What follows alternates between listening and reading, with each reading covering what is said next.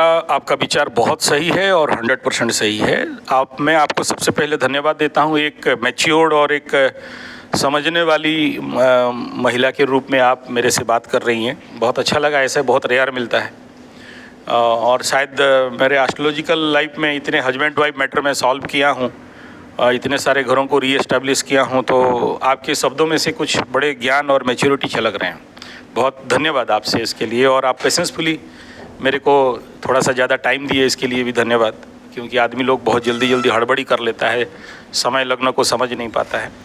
तो सबसे पहले मैं आपको बता दूं कि आप दोनों कुंडली को दिए इसके लिए तीसरा धन्यवाद, क्योंकि नहीं तो समझ में नहीं आता है। और जैसे ये जो दो इम्पैक्ट है, जो इसमें एक नंबर इम्पैक्ट है कि आपका पति बोल रहा है कि मैं तुम्हारे साथ रह नहीं पा रहा हूँ, ये रह क्यों नहीं पा रहा हूँ, ये सबसे बड़ा समझना ज़रूरी है।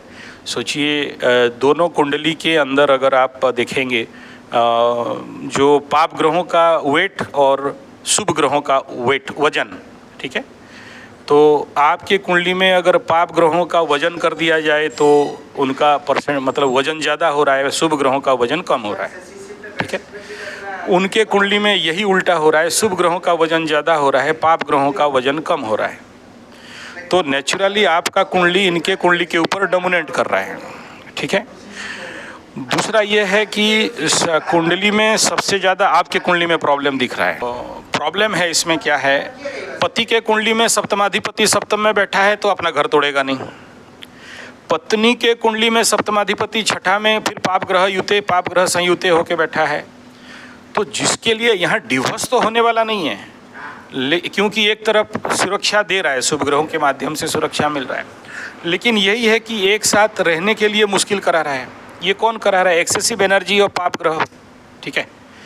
तो आपके कुंडली में जब सप्तमाधिपति छठा में बैठता है तो दो चीज़ ज़्यादा दिखा जाता है, एक है एक्स्ट्रा मैरिटल अफेयर्स, दूसरा बीमारी, तीसरा शत्रु भाव, ठीक है। मतलब पति तो है लेकिन शत्रु भाव में पड़ा हुआ है, यानी आपके अंदर और आपका पति आपका शत्रु होकर खड़ा हो गया, ठीक है।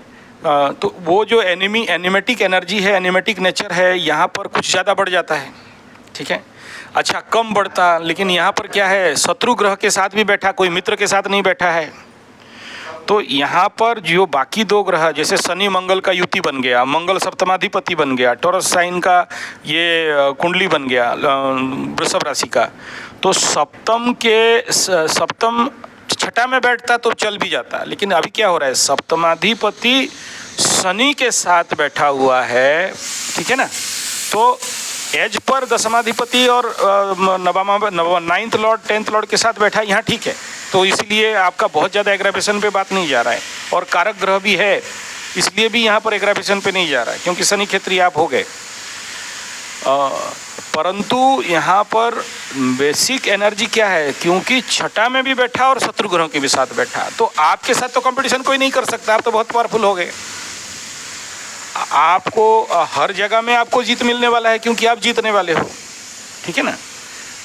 लेकिन आप पावरफुल हो गए, वो पावरफुल नहीं हो पाया। सप्तम अष्टम में शुक्र जाता है, चलो स्वगृही है, ठीक है, तो उसमें आपको जो शादी करेगा वो बीमार पड़ेगा, ठीक है। वो आपको जो शादी करेगा वो शत्रुता आचरण करेगा। आपका पति के अंदर शादी के बाद ये कैरेक्टर ऑटोमेटिक आपके कुंडली से वहाँ फॉर्मेट हो जाएगा, मतलब चला जाएगा।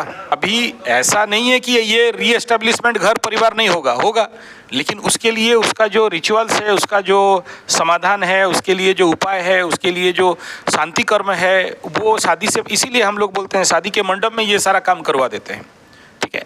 मतलब जो 6-7 दिन का, आजकल तो 2 घंटा में शादी हो जाता है, तो जिसके लिए ये रिचुअल्स कराते नहीं है शादी के मंडप में, या शादी के पहला 2-3-7 दिन के अंदर जो अष्टमंगला और मंगली, हमारे उड़ीसा में ये कल्चर है, वो सब दान दक्षिणा वगैरह करा के उसका जो भी प्रायश्चित करवाना चाहिए सब करवा दिया जाता है शादी से पहले, लेकिन हर जगह में वो नहीं है।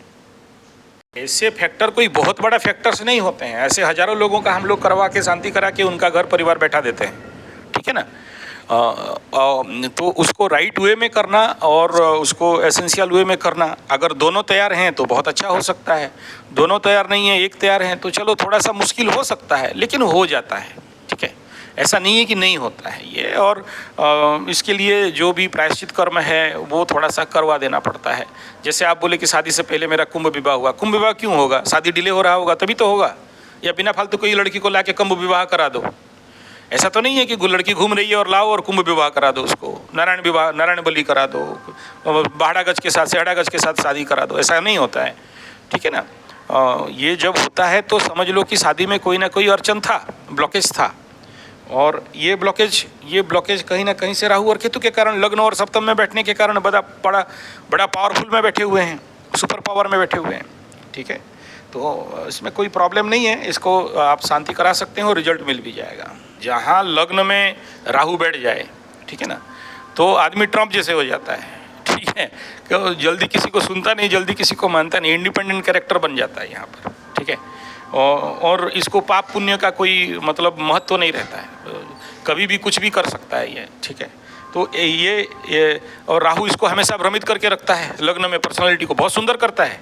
आप बहुत सुंदर होंगी, आपके अंदर एनर्जी बहुत रहेगा। यहाँ पर ऐसे लग्न में राहु बैठता है तो आदमी को बहुत अट्रैक्टिव बनाता है। मतलब चेहरा वाइज, चेहरा गोरा काला का बात नहीं है, आप कहीं कपड़ा ढक के भी बैठे रहो ना तो भी, मतलब कोई कपड़ा ढक के बैठ जाओ, रास्ते में आप खड़े हो जाओ, देखना आपकी तरफ बिना फालतू का लोग आपको देखेंगे, बूढ़े भी देखेंगे, लड़के भी, हैं जी, वो हाँ ध्यान जाएगा। तो वो यहाँ पर मतलब मैलिफिक एनर्जी को इतना स्ट्रांगली बढ़ा देता है कि बड़े सेक्सुअल टेंडेंसी बढ़ जाता है, जिसको सेक्सी लेडीज बोलते हैं ना। तो उसका अर्घ और भूख, राहु माने भूख भी है, तो बहुत भूख बढ़ाता है, ठीक है। तो ऐसे लड़कियों को बहुत सोच समझ के शादी करवाना चाहिए। ऐसे ही कोई कंदर पर पावरफुल पुरुष के साथ शादी कर देना चाहिए जो इसको रजिस्ट कर सके। तो जब पति रजिस्ट नहीं कर पाएगा आपका एनर्जी को, आपका हंगर को, आपका भूख को, या आपकी जो एनर्जी है, अगर पकड़ लो हंगर नहीं भी है तो भी कहीं ना कहीं भूख तो रहेगा, जो मतलब एक अलग प्रकार का ऊर्जा, एनर्जी, जो कि आप कहीं भी बैठ जाओ तो आप जो एनर्जी स्प्रे करते हो या विकिरण करते हो या रेडिएट करते हो, उसमें वो सामने वाला हजम नहीं कर पाएगा, ठीक है ना। एक्सेसिव मैलेफिक एनर्जी, ये मैलेफिक मतलब खराब नहीं कह रहा हूँ, यहाँ तो उच्च का राहु है, पॉजिटिव है, ठीक है ना। तो यहाँ सोचो कि किसी का एम्पलीफायर सिस्टम बहुत हाई साउंड में है तो साउंड सुनाई नहीं देगा ना, तो उसको थोड़ा सा रिड्यूस करना, यही है जो बैलेंसिंग ऑफ कुंडली मीन्स। क्या कोई एनर्जी आपके पास बहुत ज़्यादा है, अब वो तो खाली हम लोग समझाने के लिए बोलते हैं कि मैलिफिक है, पाप ग्रह है और क्रूर ग्रह है, वो सारा गुण जब यहाँ उच्च का बैठता है तो वो सब बढ़ा देता है, तो उसको रिड्यूस करना है, स्लो डाउन करना है, ठीक है। और कुछ नहीं है इसमें, कोई बहुत बड़ा है कि ज़िंदगी बनेगा नहीं, सुधरेगा नहीं, रहेगा नहीं, सब रहेगा और सब ठीक होगा, ठीक है। हाँ, 7.5 के बाद ठीक हो जाएगा। देखो ऐसा बात नहीं है, मकर राशि को आप नहीं जानते हो, मकर राशि तो ऐसे समझ लो कि स्वयं दूसरा कामदेव होते हैं, ठीक है ठीक है। वो उनको बस खाली फ्लोइंग मतलब राइट हैंडल करना जानना चाहिए आपको, तो आप जान लोगे तो मत बोलो। मकर देखो 12 राशि में से अगर किसी को बहुत लंबा नाइट ड्राइव करना है, लंबा गाड़ी चलाना है तो मकर राशि, ये एकदम स्वयं दूसरा कामदेव होते हैं, ठीक है ना।